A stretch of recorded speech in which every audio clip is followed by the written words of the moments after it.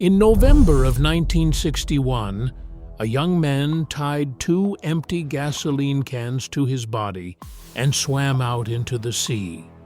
He was about 10 miles off the coast of Dutch New Guinea, and the small boat behind him had swamped and would not move. A Dutch anthropologist named René Wassing clung to the wreck and waited for a rescue that had not come.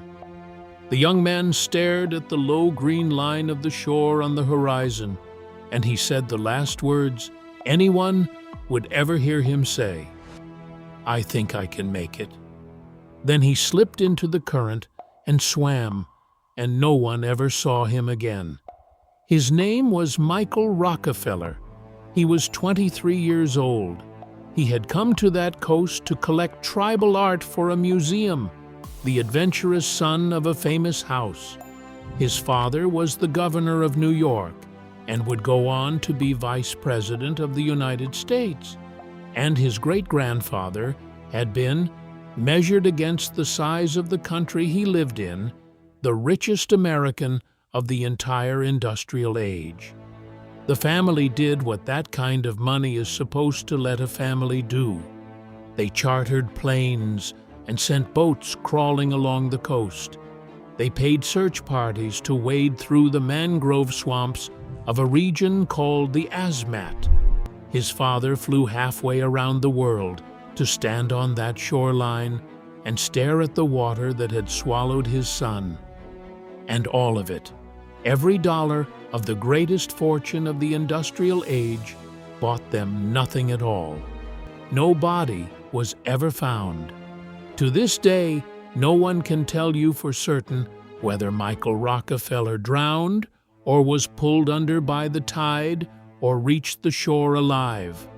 Carl Hoffman spent years chasing that mystery for his book Savage Harvest, and even he could only weigh the competing theories against each other and reach no verdict.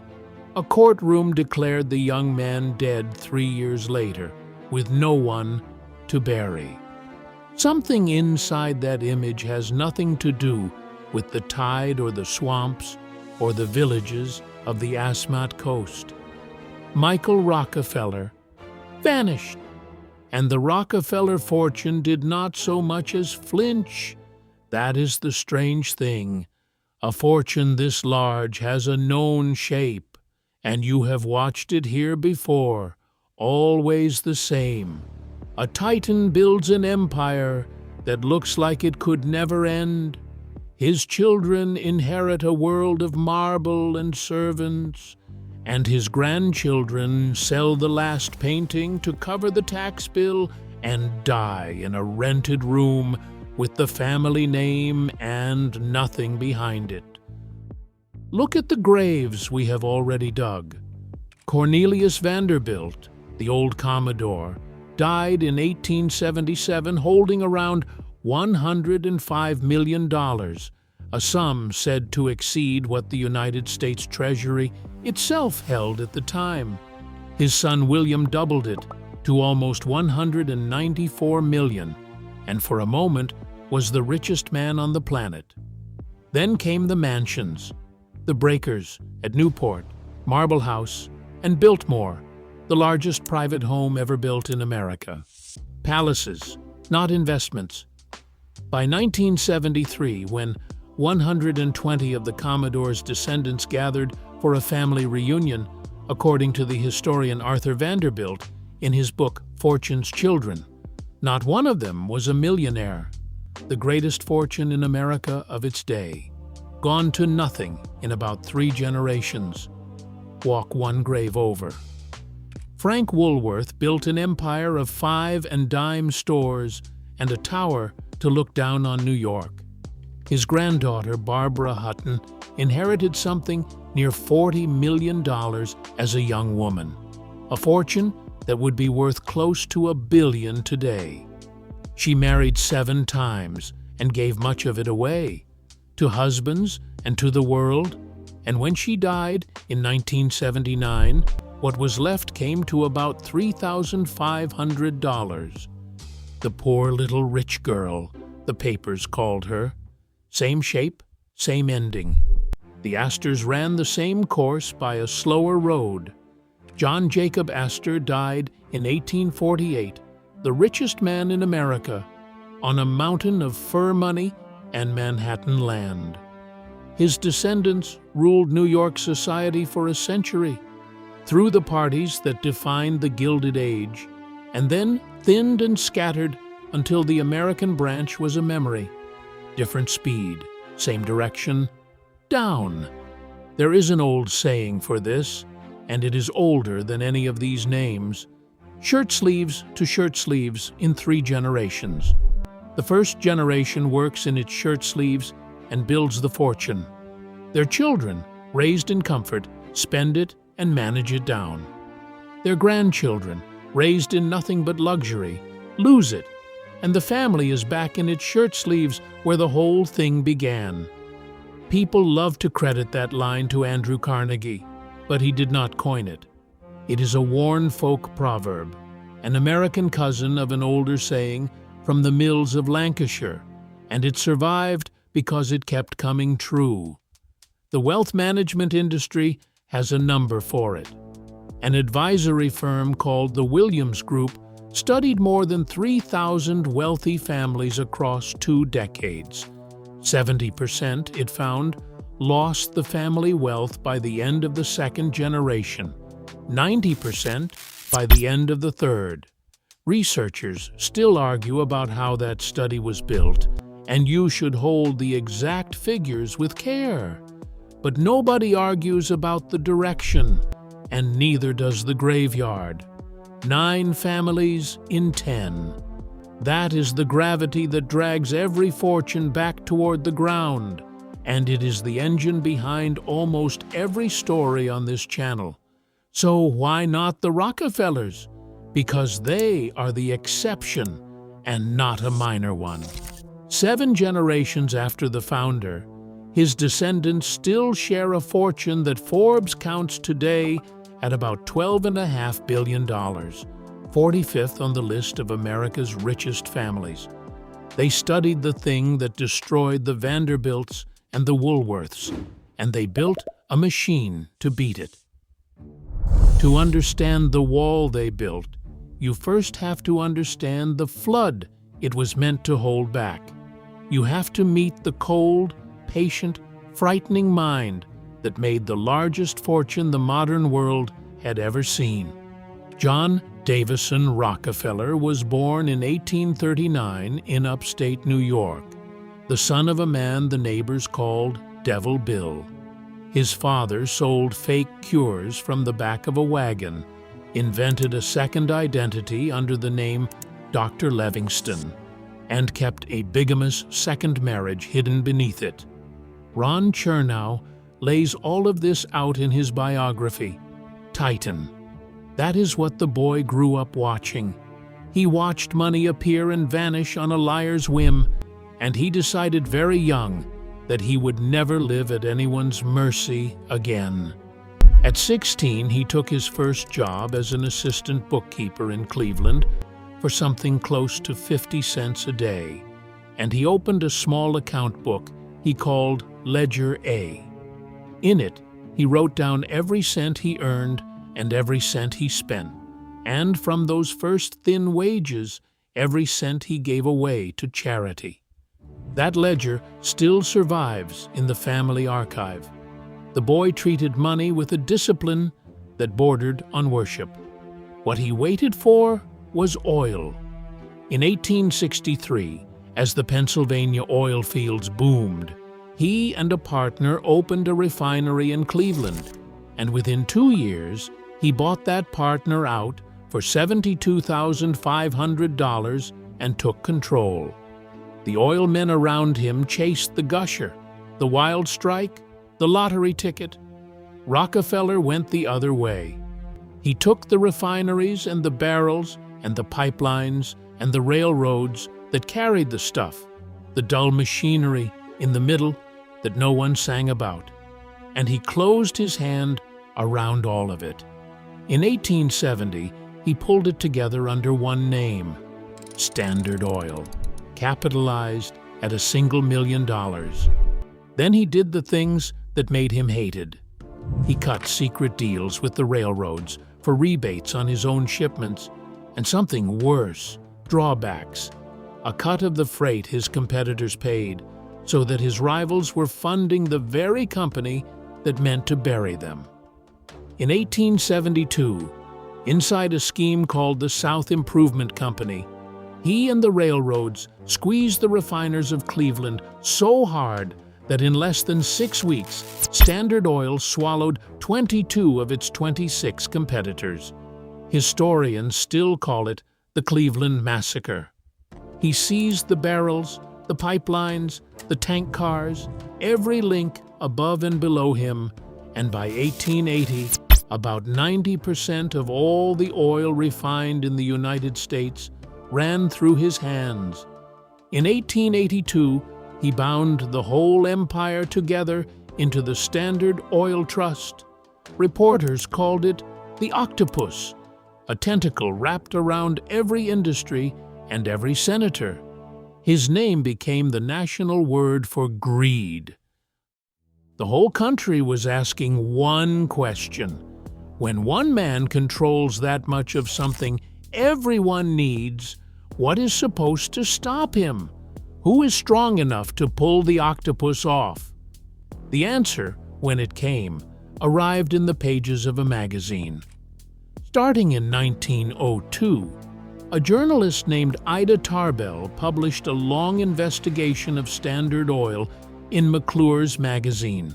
19 installments across 2 years, later a book. She was no distant critic. Her own father had been an oilman in Pennsylvania, one of the small producers harmed by the very rebate schemes she now laid bare. Line by patient line, she documented the secret deals and the crushed rivals, and she handed the public and the government a map of how the beast had been built. Her reporting helped invent modern investigative journalism, gave a name to the muckrakers who followed her, and helped light the fuse beneath Standard Oil. There is a darker receipt on this fortune too, one worth naming outright, because a channel built on honesty cannot look away from it. In 1914, at a Colorado coal operation the family controlled, a strike by miners and their families ended in gunfire and flame. The tent colony at Ludlow burned, and around 21 people died, among them 2 women and 11 children. What happened at Ludlow is documented labor history, and it put the Rockefeller name on one of the worst days of the age. For a family that would one day be famous for giving money away, you have to be honest about the source. This fortune was built with a fist, so the country came for him. In 1911, the Supreme Court of the United States ruled that Standard Oil was a monopoly and ordered it torn apart into more than 30 separate companies. This was meant to be the end of him, the nation itself deciding that one man had grown too large and cutting him down to size. It made him richer than he had ever been. Rockefeller did not hold his wealth in stock. He held it in stock. And when Standard Oil shattered, he owned about a quarter of every single piece. Those pieces carry names you still pay every week. Exxon, Mobil, Chevron. Set loose to compete, they proved worth far more apart than they had ever been whole, and their value climbed and climbed. The breakup meant to punish John D. Rockefeller instead multiplied him. And in 1916, the newspapers crowned him America's first billionaire. The raw number will lie to you. At his peak, around 1913, his personal wealth reached near $900 million. That can sound almost small now, in an age when a tech founder loses that much in an afternoon. Measured against the size of the whole country, it looks different. Rockefeller's fortune equaled about 2% of everything the entire United States produced in a year. 2 cents of every dollar the nation made. 100 years would pass before any American commanded a share of the economy anywhere near that large again, which is the perfect setup for a catastrophe. Every fortune we have buried on this channel was smaller than his, and every one of them still died. A pile of money this size is a loaded weapon pointed at your grandchildren. It draws lawsuits and hangers-on and idle heirs. It rots ambition, and it is the single most reliable destroyer of families the historical record contains. He was going to die. The money was going to pass to people who had not earned it and did not fear its loss. On every previous occasion in the entire history of great wealth, that is the moment the clock started ticking toward zero. What his family did instead is the only reason the word that follows Rockefeller is still fortune. When John D. Rockefeller died in 1937, at the age of 97, the estate that went through probate came to about $26 million. $26 million out of 900. That is the whole trick, sitting in the open. He had given away more than $500 million in his lifetime, and everything left had already been moved into his son's hands and into the structures his son had built years before the funeral. The greatest pile of money the industrial age produced was never read out in a will. By the time the lawyers sat down, there was almost nothing left to fight over, and that was the point. The man who did the moving was his only son, and for most of his life, John D. Rockefeller Jr. looked like the weakest possible defense. Where the father had been an anaconda, the son was a worrier, shy and dutiful and half-crushed under a name that a good part of the country used as an insult. After Ludlow, it was the son who lay awake sick over what the family name had come to mean. You would not have bet on him. Anyone would have looked at that anxious heir and seen the second generation the proverb warned about, the one who manages the fortune down toward nothing. You would have been wrong, because that nervous son did the single most important thing anyone in this family ever did. He refused to hand the money to his children. The instinct was a strange one. The natural urge of a rich father is to give, to pour the cash and the houses and the shares straight into his children's hands so they can enjoy what he built. That urge is what buried the Vanderbilts. Old Cornelius handed his heirs spendable fortunes, and they spent them on Fifth Avenue palaces and Newport cottages until the palaces were museums and the family was ordinary. Cash in a child's hands is a fuse. Sooner or later, it gets lit. John D. Rockefeller Jr. did the opposite. In 1934, he took the heart of the fortune and locked it inside a set of trusts with a second set to follow in 1952, the whole thing administered by a bank rather than by any single heir. Everything turns on what a trust like that is. The money does not belong to the heirs to spend. It belongs to the trust. The heirs receive the income, the fruit of the tree measured out across their entire lives, but they cannot cut down the tree. They cannot sell it, gamble it, hand it to a con man, or lose it in a bitter divorce. He gave his children the protected income of a fortune, and he made the fortune itself untouchable. Played forward, the logic turns cruel. A weak heir, a foolish one, a son who wants to burn the whole thing down, can never reach more than a single year's income, the fruit of one season. The tree itself stands behind glass he can never break. You cannot spend to zero what you were never handed. There was one more enemy the structure was built to outlast, and it was the tax man. Every time a fortune passes from parent to child, the government takes its cut, and across 3 or 4 generations, those cuts alone can hollow out a dynasty even if the heirs never waste a dime. The trusts were built to leap over that, carrying the wealth down across generations at once, rather than being taxed at every single handoff, and the core held, while other fortunes bled out a slice at every funeral. A wall alone is not enough, though. A fortune this size is a living, tangled organism of stocks and land and companies and taxes and charities, and it has to be run. So, the family built the second half of the machine. For more than 80 years, the money was run out of one room, high up in Rockefeller Center, on the 56th floor of 30 Rockefeller Plaza. They called it by its suite number, Room 5600. Its formal name was Rockefeller Family and Associates, and its existence is documented in the family's own records at the Rockefeller Archive Center. It ran the investments, the legal work, the taxes, and the giving for the entire clan, all of them steered as a single coordinated body.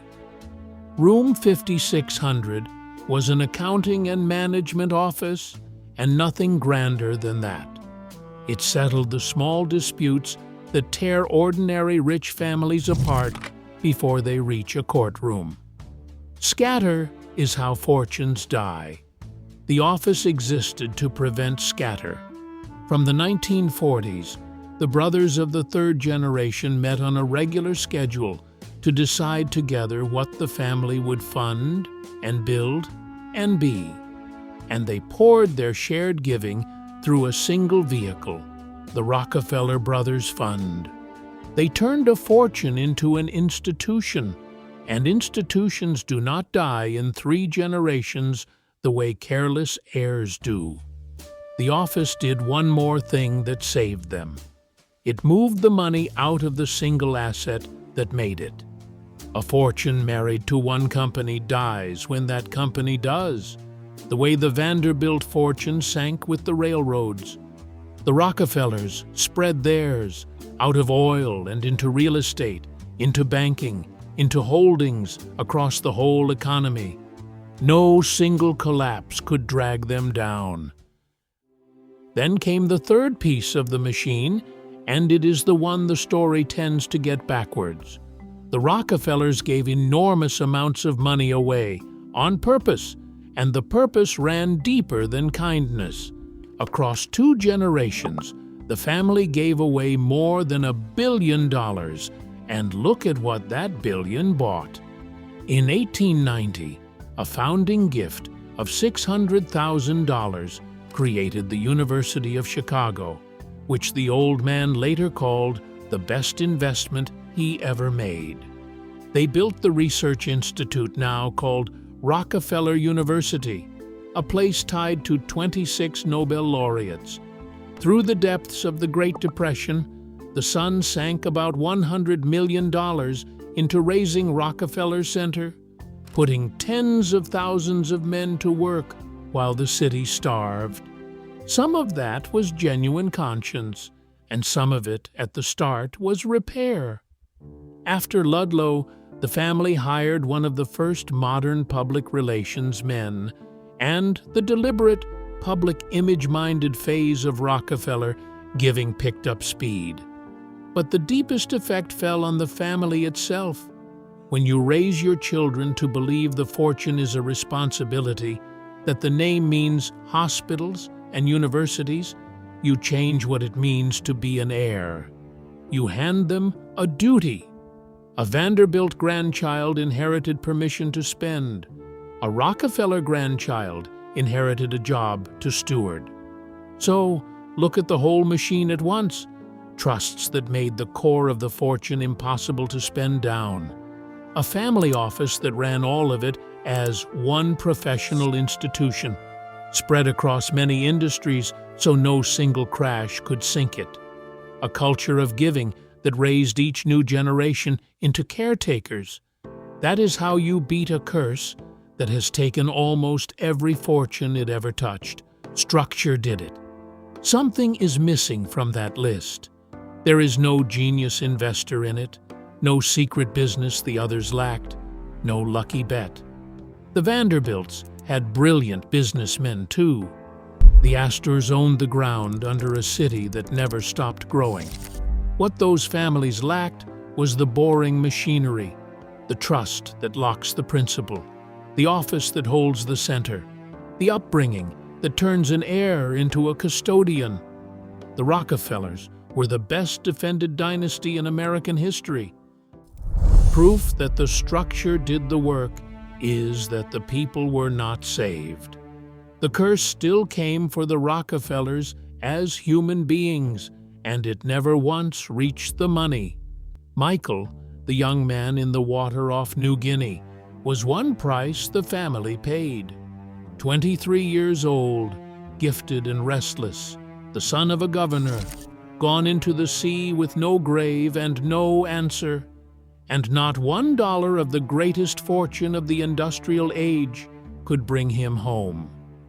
Then there was Winthrop. Among the 5 brothers of the 3rd generation, the ones who ran banks and states and museums, Winthrop was the one they called the Black Sheep. He drank. He drifted through New York nightclubs as a young man and washed out of the things his brothers mastered. And a bitter public divorce turned him into tabloid entertainment.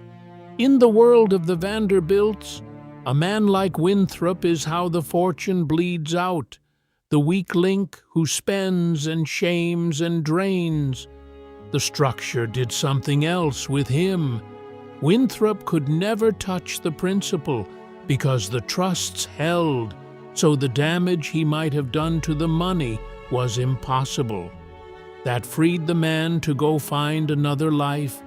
He moved to Arkansas, bought a mountain, built a working cattle farm, and remade himself.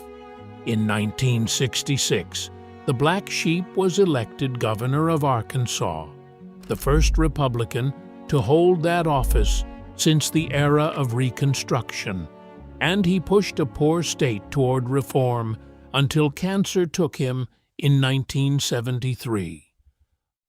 The lost son became a governor, and the fortune he might have wrecked in any other family never felt his hand. His brothers are the rest of the argument.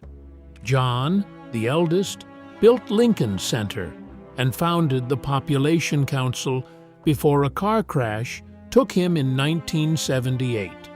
Nelson served 4 terms as governor of New York, then as Vice President of the United States, and poured himself into the Museum of Modern Art. Lawrence became an early venture investor and one of the great conservationists of his age, funding national parks from Wyoming to the Caribbean. And David, the youngest, ran the Chase Manhattan Bank, became the patriarch who held the whole clan together, sat as the last living grandchild of the founder, and died in 2017 at the age of 101. One machine, one upbringing, one locked fortune, and out of it came a vanished son, a Black Sheep governor, a vice president, a conservationist, and a bank chairman who lived past 100. The structure did not require perfect children. That is the entire point of it. John D. Rockefeller Jr. designed his trusts for real, flawed, ordinary human beings because he assumed there would be a Winthrop and a tragedy and a weak year, and he built something strong enough to carry all of it without cracking, and the machine did not stop with them. When the 5 brothers grew old, the fortune did not scatter the way an inheritance splits and thins across a crowd of cousins. The 4th generation, dozens of them now, kept meeting the way their fathers had. They kept the shared fund, kept the family office, kept the trusts their grandfather had locked.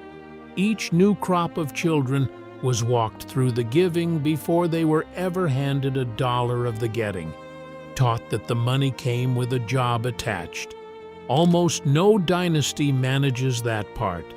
A structure can outlive the man who built it, but only if the next generation is raised to defend it instead of raid it. In every generation since, they kept teaching the children why the walls were there. So, bring it back to the graveyard where we began. The Vanderbilts, at their peak, held the largest fortune in America. The family that lost everything started with more than enough to last forever. Size had nothing to do with it. The Vanderbilts gave their children spendable fortunes and marble houses and a permission slip to enjoy it all, and within 3 generations, the houses belonged to strangers, and the name meant a train station. A Rockefeller child got the opposite inheritance: a locked trust, a professional office, and a duty. One family built palaces, and the palaces became museums. The other built a machine. So, where is that machine now? Ask the question the way a skeptic would ask it, and the answer is stranger than the legend. Start with the building, because the building is not theirs. The Rockefellers do not own Rockefeller Center. In 1989, a Japanese buyer, Mitsubishi Estate, took control of the Rockefeller Group, the company that ran the place. And even that was not the first crack.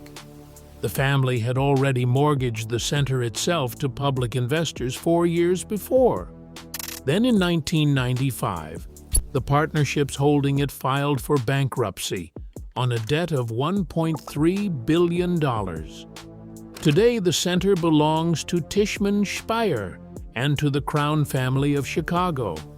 The name is still carved into the limestone on Fifth Avenue. The rent goes to somebody else. Even the monument turned out to be something they were willing to trade, because the monument was never the fortune. Neither is the room. In 2015, after more than 80 years, the family walked out of the 56th floor for good. 2 years later, they opened the doors on what was left. Rockefeller Capital Management took outside money, took a new name, and took a new majority owner. And it now runs about $187 billion for clients all over the world. The Rockefellers, all of them together, account for less than 1/10 of that. The office built to serve one family now serves strangers. So do the arithmetic on what is left. He peaked at $900 million, and in today's money that is about $30 billion. Forbes counts the family today at $12.5 billion, spread across a 7th generation. Look at those two numbers, and the honest verdict is not triumph.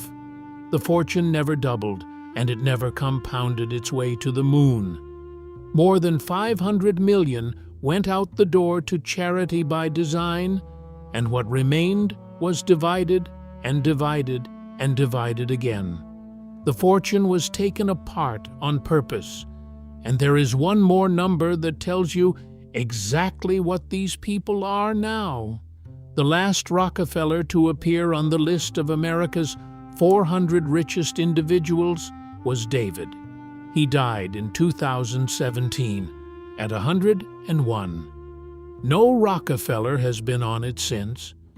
What there is instead is a family that will never be poor, running quiet lives you will never read about, with a museum wing at the Metropolitan carrying the name of the boy who drowned. They did not win the race. They simply refused to leave it, long after every rival had folded.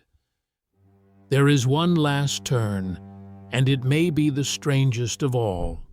The fortune began in oil, in the ruthless empire of Standard Oil. And in 2014, the Rockefeller Brothers Fund announced it was pulling its money out of fossil fuels. 2 years later, the Rockefeller family fund went further and walked away from the largest living descendant of Standard Oil itself. The great-grandchildren of the man who built the oil monopoly stood up and renounced oil. The fortune had grown so far beyond its source that the heirs could turn on the very thing that made them and lose nothing at all. Oil made the money, and the structure made it permanent. And the name, in the end, outlived the oil. So, here is why this matters to you. Because you are not going to inherit Standard Oil, and neither am I. The lesson of the Rockefellers shrinks down to any amount of money at all. You can hand what you have to the people you love as cash, a fuse waiting for a match, and pray they are the rare ones who do not burn it. Or you can do the harder, colder, wiser thing the anxious son did in 1934. You can build a structure. You can protect the principal from the very people you are trying to help. And you can raise the next generation into stewards. You do not need a Standard Oil to use those tools. A family that owns one business and a single house can lock that business in a trust so no divorce and no bad year can force its sale. Parents with a modest estate can leave it as a managed fund that pays their children an income. No bad marriage and no worse habit can drain in a year. A family with almost nothing but a name and a set of values can still sit its children down once a year and teach them what the money is for. Discipline was the point at every size, and the Rockefellers proved it at a scale impossible to ignore. They were not smarter than the Vanderbilts, or luckier, or better people. They were more afraid. John D. Rockefeller Jr., the nervous son nobody believed in, was more afraid of that money than any man who ever inherited any. Fear made him look at the same fortune everyone else treated as a blessing and see it for what it is, a thing that destroys families by default, unless someone builds something strong enough to hold it. And he built that something. It is the reason that when a Rockefeller son vanished into the sea, and when another drank his youth away, and when the old man himself lay down and died, the money did not follow any of them into the ground. Every other fortune on this channel is a grave. This one is a machine that is still running. The difference was whether anyone had the discipline to build the walls before the money arrived. The Rockefellers did, and that, in the end, is the only inheritance that ever lasts.